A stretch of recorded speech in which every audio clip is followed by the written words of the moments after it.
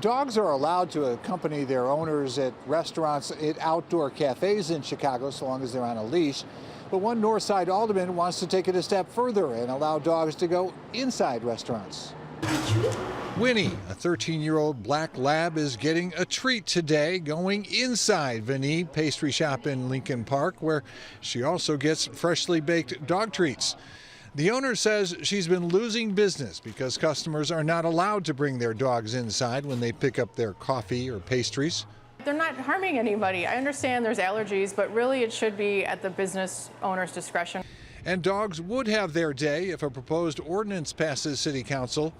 Alderman Timmy Knutson is proposing the ordinance which would allow restaurants to decide whether to allow dogs. I think most dog owners are responsible enough and self-aware of their pets and make the right decisions whether to bring their dogs into an establishment like this. The Illinois Restaurant Association is supporting the proposed ordinance. They say it could help many neighborhood places struggling to get by, but they realize it's also not for everyone.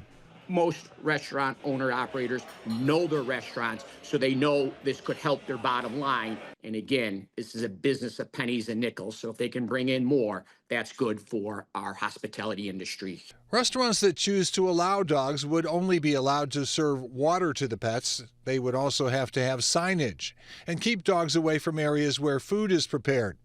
Dogs will also have to be on leashes, and their owners have to have proof that the pet is vaccinated against rabies.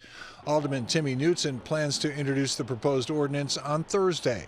I want to make that clear. It's only an option. This ordinance does not require any food establishments to permit dogs, but we find and hear from our business owners that a lot of them want to. Restaurateur Scott Weiner says he would consider allowing dogs at his neighborhood restaurants, but probably not the upscale steakhouses like Kindling in the Loop.